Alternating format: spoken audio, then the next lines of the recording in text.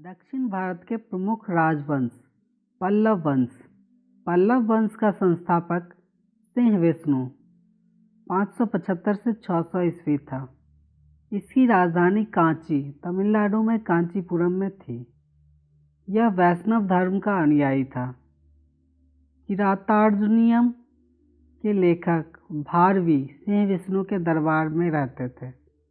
पल्लव वंश के प्रमुख शासक हुए क्रमशः महेंद्र वर्मन प्रथम 600 से 630 ईस्वी, नरसिंह वर्मन प्रथम 630 से 668 ईस्वी, महेंद्र वर्मन द्वितीय 668 से 670 ईस्वी, परमेश्वर वर्मन प्रथम 670 से 680 ईस्वी, नरसिंह वर्मन द्वितीय 704 से 728 ईस्वी, नंदी वर्मन द्वितीय 731 से 795 ईस्वी।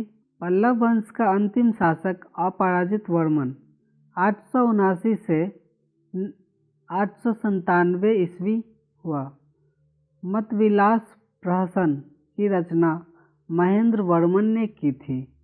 महेंद्र वर्मन शुरू में जैन मतावलंबी था, परंतु बाद में तमिल संत अप्पर के प्रभाव में आकर शैव बन गया। महाबलीपुरम के एक काष्म मंदिर, जिन्हें रथ कहा गया है, का निर्माण पल्लव राजा नरसिंह वर्मन प्रथम के द्वारा करवाया गया था। रथ मंदिरों की संख्या 7 है। रथ मंदिरों में सबसे छोटा द्रौपदी रथ है, जिसमें किसी प्रकार का अलंकरण नहीं मिलता है। वातपीकोंड की उपाधि नरसिंह वर्मन प्रथम ने धारण की थी। अरबों के आक्रमण के समय पल्लवों का शासक नरसिंह वर्मन द्वितीय था। उसने राजा सिंह, राजाओं में सिंह, अगम प्रिय, शास्त्रों का प्रेमी, शंकर भक्त, शिव का उपासक की उपाधियां धारण की। उसने कांची के कैलाशनाथ मंदिर का निर्माण करवाया, जिसे राज सिद्धेश्वर मंदिर भी कहा जाता है। इसी मंदिर के निर्माण से द्रविड़ स्थापत्य कला की शुरुआत हुई। महाबलीपुरम में सोड़ मंदिर। कांची के कैलाशनाथ मंदिर में पल्लव राजाओं और रानियों की आदमकद तस्वीरें लगी हैं। 10 कुमार चरित के लेखक दंडी नरसिंह वर्मन द्वितीय के राज दरबार में रहते थे। कांची के मुक्तेश्वर मंदिर तथा बैकुंठ पेरुमाल मंदिर का निर्माण नंदी वर्मन द्वितीय ने कराया। प्रसिद्ध वैष्णव संत तिरुमंगई अलवार नंदी वर्मन द्वितीय के समकालीन थे। राष्ट्रकूट। राष्ट्रकूट वंश का संस्थापक दंती दुर्ग 752 ईस्वी था।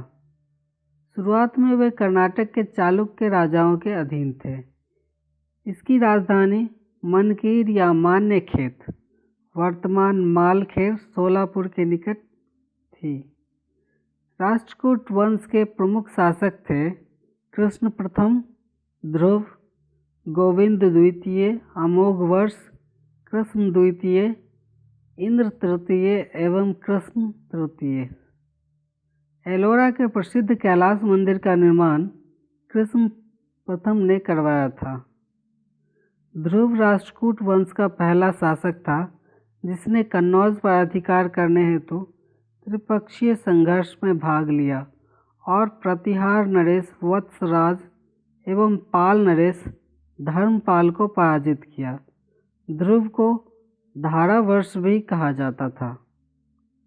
गोविंद तृतीय ने त्रिपक्षीय संघर्ष में भाग लेकर चक्रायुध एवं उसके संरक्षक धर्मपाल तथा प्रतिहार वंश के शासक नागभट्ट द्वितीय को पराजित किया। पल्लव, पांड्य, केरल एवं गंग शासकों के संघ को गोविंद तृतीय ने नष्ट किया। अमोघवर्ष जैन धर्म का अनुयायी था। इसने कन्नड़ में कविराज मार्ग की रचना की। आदि पुराण के रचनाकार जिनसेन, गणिता सार संग्रह के लेखक महावीराचार्य एवं अमोघ वृत्ति के लेखक शक्तियाना अमोघवर्ष के दरबार में रहते थे। अमोघवर्ष ने तुंगभद्रा नदी में जल समाधि लेकर अपने जीवन का अंत किया। इंद्र तृतीय के शासनकाल में अरब निवासी अलमसूदी भारत आया। इसने तत्कालीन राष्ट्रकूट शासकों को भारत का सर्वश्रेष्ठ शासक कहा। राष्ट्रकूट वंश का अंतिम महान शासक कृष्ण तृतीय था। इसी के दरबार में कन्नड़ भाषा के कवि पोन्न रहते थे, जिन्होंने शांति पुराण की रचना की। कल्याणी के चालुक्य तैलप द्वितीय ने 973 ईस्वी में कर्क को हराकर राष्ट्रकूट राज्य पर अपना अधिकार कर लिया और कल्याणी के चालुक्य वंश की नींव डाली। एलोरा एवं एलिफेंटा महाराष्ट्र गुहा मंदिरों का निर्माण राष्ट्रकूटों के समय में ही हुआ। एलोरा में 34 शैलकृत गुफाएं हैं। इसमें 1 से 12 तक बौद्धों, 13 से 29 तक हिंदुओं एवं 30 से 34 तक जैनों की गुफाएं हैं। बौद्ध गुफाओं में सबसे प्रसिद्ध विश्वकर्मा गुफा संख्या 10 है। इसमें एक चैत्य है। वहाँ पर 2 मंजिली और 3 मंजिली गुफाएं भी हैं, जिन्हें 2 थल तथा 3 थल नाम दिया गया है। एलोरा की गुफा 15 में विष्णु को नरसिंह अर्थात पुरुष सिंह के रूप में दिखलाया गया है। एलोरा गुफाओं का सर्वप्रथम उल्लेख फ्रांसीसी यात्री थेविनेट ने 17वीं शताब्दी में किया था। राष्ट्रकूट शैव, वैष्णव, शाक्त संप्रदायों के साथ साथ जैन धर्म के भी उपासक थे। राष्ट्रकूटों ने अपने राज्यों में मुसलमान व्यापारियों को बसने तथा इस्लाम के प्रचार की स्वीकृति दी थी। चालुक्य वंश कल्याणी। कल्याणी के चालुक्य वंश की स्थापना तैलप द्वितीय ने की थी। राजधानी मान्यखेट। चालुक्य वंश कल्याणी के प्रमुख शासक हुए तैलप प्रथम, तैलप द्वितीय, विक्रमादित्य, जयसिंह, सोमेश्वर, सोमेश्वर द्वितीय, विक्रमादित्य छठे, सोमेश्वर तृतीय एवं तैलप तृतीय। सोमेश्वर प्रथम ने मान्यखेट से राजधानी हटाकर कल्याणी कर्नाटक को बनाया। इस वंश का सबसे प्रतापी शासक विक्रमादित्य छठा था। विल्हन एवं विज्ञानेश्वर विक्रमादित्य छठा के दरबार में ही रहते थे। मिताक्षरा हिंदू विधि ग्रंथ याज्ञवल्क्य स्मृति पर व्याख्या नामक ग्रंथ की रचना महान विधिवेता विज्ञानेश्वर ने की थी। विक्रमांक देव चरित की रचना विल्हन ने की थी। इसमें विक्रमादित्य छठा के जीवन का प्रकाश डाला गया है। चालुक्य वंश वातापी। जयसिंह ने वातापी के चालुक्य वंश की स्थापना की, जिसकी राजधानी वातापी बीजापुर के निकट थी। इस वंश के प्रमुख शासक थे पुलकेशिन प्रथम, कृतिवर्मन, पुलकेशिन द्वितीय, विक्रमादित्य, विनयादित्य एवं विजयादित्य। इनमें सबसे प्रतापी राजा पुलकेशिन द्वितीय था।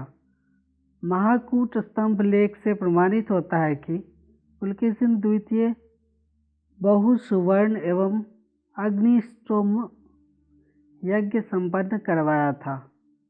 जिनेंद्र तथा नेगुती मंदिर पुलकेशिन द्वितीय ने बनवाया था। पुलकेशिन द्वितीय ने हर्षवर्धन को हराकर परमेश्वर की उपाधि धारण की थी। इसने दक्षिणापथेश्वर की उपाधि भी धारण की थी। पल्लव वंशी शासक नरसिंह वर्मन प्रथम ने पुलकेशिन द्वितीय को लगभग 642 ईस्वी में परास्त किया और उसकी राजधानी बादामी पर अधिकार कर लिया। संभवतः इसी युद्ध में पुलकेशिन द्वितीय मारा गया। इसी विजय के बाद नरसिंह वर्मन ने वातापी कोड की उपाधि धारण की। एहोल अभिलेख का संबंध पुलकेशिन द्वितीय से है। लेखक हैं रवि कृति। अजंता के एक गुहा चित्र में फारसी दूत मंडल का स्वागत करते हुए पुलकेशिन द्वितीय को दिखाया गया है। वातापी का निर्माणकर्ता कीर्तिवर्मन को माना जाता है। मालवा को जीतने के बाद विनयादित्य ने सकलोत्तर पथनाथ की उपाधि धारण की। विक्रमादित्य द्वितीय के शासनकाल में ही दक्कन में अरबों ने आक्रमण किया। इस आक्रमण का मुकाबला विक्रमादित्य के भतीजा पुलकेशिन ने किया। इस अभियान की सफलता पर विक्रमादित्य द्वितीय ने इसे अब निज नाश्रय की उपाधि प्रदान की। विक्रमादित्य द्वितीय की प्रथम पत्नी लोक महादेवी ने पट्टदकल में विरूपाक्ष महादेव मंदिर तथा उसकी दूसरी पत्नी त्रैलोक्य देवी ने त्रैलोक्येश्वर मंदिर का निर्माण करवाई। इस वंश का अंतिम राजा कीर्तिवर्मन द्वितीय था। इसे इसके सामंत दंतीदुर्ग ने परास्त कर एक नए वंश राष्ट्रकूट वंश की स्थापना की। ऐहोल को मंदिरों का शहर कहा जाता है। चालुक्य वंश बेंगी। बेंगी के चालुक्य वंश का संस्थापक विष्णुवर्धन था। इसकी राजधानी बेंगी आंध्र प्रदेश में थी।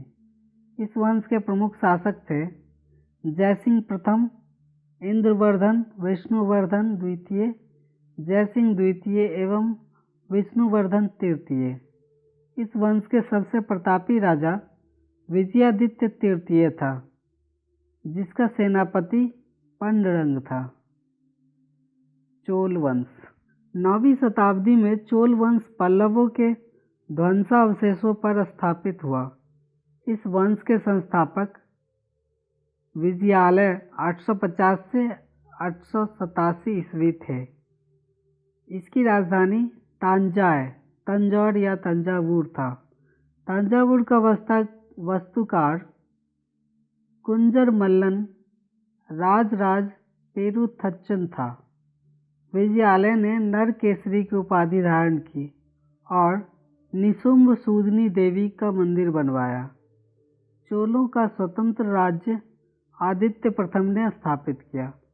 पल्लवों पर विजय पाने के उपरांत आदित्य प्रथम ने कोदंडम राम की उपाधि धारण की।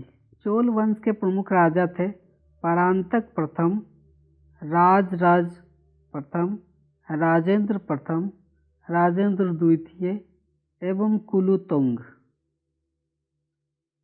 तक्कोलम के युद्ध में राष्ट्रकूट नरेश कृष्ण तृतीय ने परांतक प्रथम को पराजित किया। इस युद्ध में परांतक प्रथम का बड़ा लड़का राजादित्य मारा गया। राजराज प्रथम ने श्रीलंका पर आक्रमण किया। वहां के राजा महिम पांचवें को भगाकर श्रीलंका के दक्षिण जिला रोहन में शरण लेनी पड़ी। राजराज प्रथम ने श्रीलंका पर आक्रमण किया। वहां के राजा महिम पांचवें को भागकर श्रीलंका के दक्षिण जिला रोहन में शरण लेनी पड़ी। राजराज प्रथम श्रीलंका के विजित प्रदेशों को चोल साम्राज्य का एक नया प्रांत मुम्मीर चोलमंडल बनाया। पोलन्नरुवा को इसकी राजधानी बनाया। राजराज प्रथम शैव धर्म का अनुयायी था। इसने तंजौर में राजराजेश्वर का मंदिर बनवाया। चोल साम्राज्य का सर्वाधिक विस्तार राजेंद्र प्रथम के शासनकाल में हुआ। बंगाल के पाल शासक महिपाल को पराजित करने के बाद राजेंद्र प्रथम ने गंगैकोंडचोल की उपाधि धारण की और नवीन राजधानी गंगैकोंडचोलपुरम के निकट चोलगंगम नामक विशाल तालाब का निर्माण करवाया। चोल काल में भूमि के प्रकार। वेल्लन बगाई गैर ब्राह्मण किसान स्वामी की भूमि। ब्रह्मदेव ब्राह्मणों को उपहार में दी गई भूमि। शाला भोग किसी विद्यालय के रखरखाव की भूमि। देवदान या तिरुनमट्टकन्नी मंदिर का उपहार में दी गई भूमि। पलीचंदम जैन संस्थानों को दान दी गई भूमि। गजनी का सुल्तान महमूद राजेंद्र प्रथम का समकालीन था। राजेंद्र द्वितीय ने प्रकेसरी की एवं वीर राजेंद्र ने राजकेसरी की उपाधि धारण की। चोल वंश का अंतिम राजा राजेंद्र तृतीय था। चोलों एवं पश्चिमी चालुक्य के बीच शांति स्थापित करने में गोवा के कदम शासक जयकेश प्रथम ने मध्यस्थ की भूमिका निभाई थी। विक्रम चोल अभाव में अकाल से ग्रस्त गरीब जनता से राजस्व वसूल कर चिदम्बरम मंदिर का विस्तार करवा रहा था।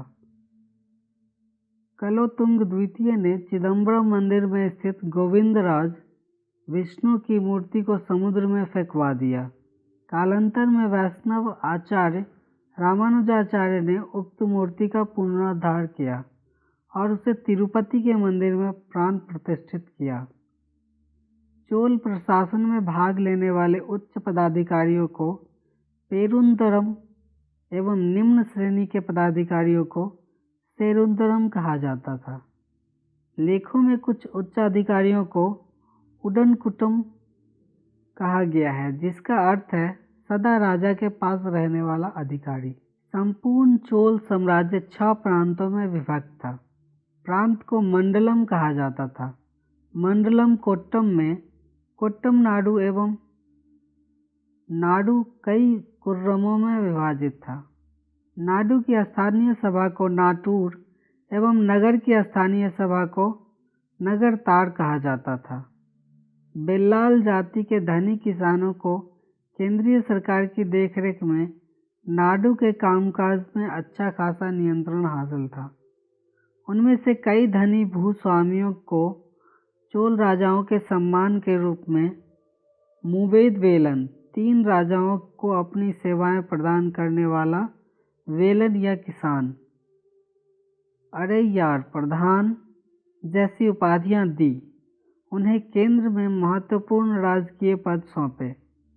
स्थानीय स्वशासन चोल प्रशासन की मुख्य विशेषता थी। उर सर्वसाधारण लोगों की समिति थी, जिसका कार्य होता था सार्वजनिक कल्याण के लिए तालाबों और बगीचों के निर्माण हेतु गांव की भूमि का अधिग्रहण करना।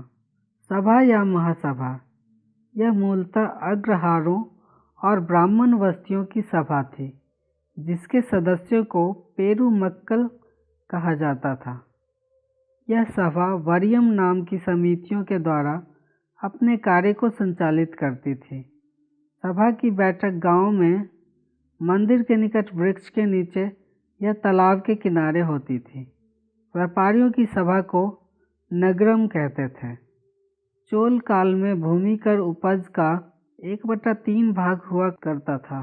गांव में कार्य समिति के सदस्य के लिए जो वेतनभोगी कर्मचारी रखे जाते थे, उन्हें मध्यस्थ कहते थे। ब्राह्मणों को दी गई करमुक्त भूमि को चतुर्वेदी मंगलम ये एवं दान दी गई भूमि को ब्रह्मदेह कहलाती थी। चोल सेना का सबसे संगठित अंग था पदाति सेना। उत्तर मेरूर अभिलेख के अनुसार सभा की सदस्यता के लिए इच्छुक लोगों को ऐसी भूमि का स्वामी होना चाहिए जहां से भू राजस्व वसूला जाता है। उनके पास अपना घर होना चाहिए। उनकी उम्र 35 से 70 के बीच होनी चाहिए।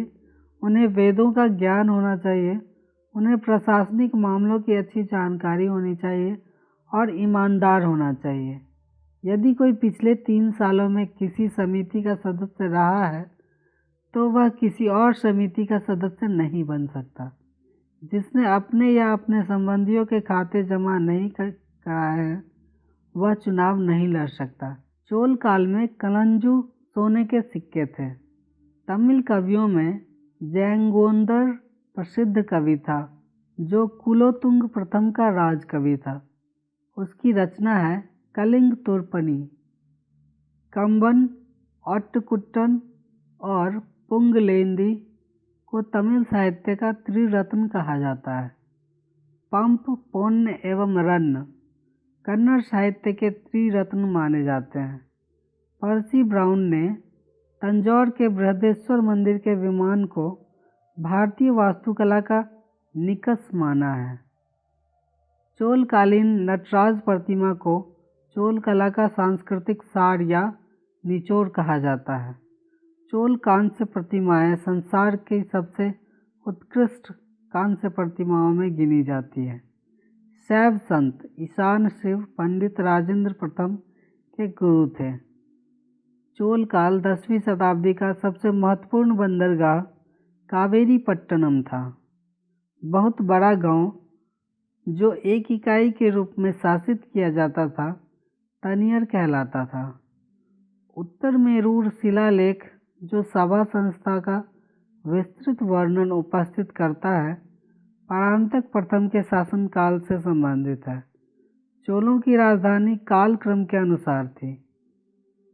उरैयूर, तंजौर, गंगईकोंड, चोलपुरम एवं कांची। चोल काल में सड़कों की देखभाल बागान समिति करती थी। चोल काल में आम वस्तुओं के आदान प्रदान का आधार धान था। चोल काल के विशाल व्यापारी समूह निम्न थे: वलंजियार, नैनादैसी एवं मणिग्रामम। विष्णु के उपासक अलवार एवं शिव के उपासक नैनार संत कहलाते थे। यादव वंश। देवगिरी के यादव वंश की स्थापना भिल्लम पंचम ने की थी। इसकी राजधानी देवगिरी थी। इस वंश का सबसे प्रतापी राजा सिंहन 1210 से 1246 ईस्वी था।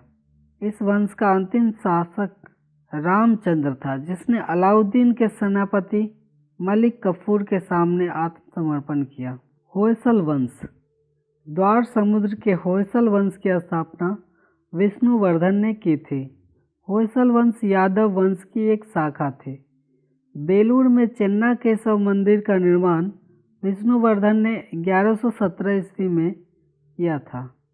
होयसल वंश का अंतिम शासक वीर बल्लाल तृतीय था, जिसे मलिक कफूर ने हराया था। होयसल वंश की राजधानी तार समुद्र, आधुनिक हलेवीर था। कदम्ब वंश। कदम्ब वंश की स्थापना मयूर शर्मन ने की थी। कदम्ब वंश की राजधानी वनवासी था। गंग वंश। गंग वंश संस्थापक ब्रजहस्त पंचम था। अभिलेखों के अनुसार गंग वंश के प्रथम शासक कोंकणी वर्मा था। गंगों की प्रारंभिक राजधानी कुबलाल कोलार थी, जो बाद में तलकाड हो गई। दत्तक सूत्र पर टीका लिखने वाला गंग शासक माधव प्रथम था। काकतीय वंश। काकतीय वंश का संस्थापक बीटा प्रथम था, जिसे नलगोंडा हैदराबाद में एक छोटे से राज्य का गठन किया, जिसकी राजधानी अमकोंड थी। इस वंश का सबसे शक्तिशाली शासक गणपति था। रुद्रमा देवी गणपति की बेटी थी, जिसने रुद्रदेव महाराज का नाम ग्रहण किया, जिसने 35 वर्ष तक शासन किया। गणपति ने अपनी राजधानी वारंगल में स्थानांतरित कर ली थी। इस राजवंश का अंतिम शासक प्रताप रुद्र 1295 से 1323 ईस्वी था।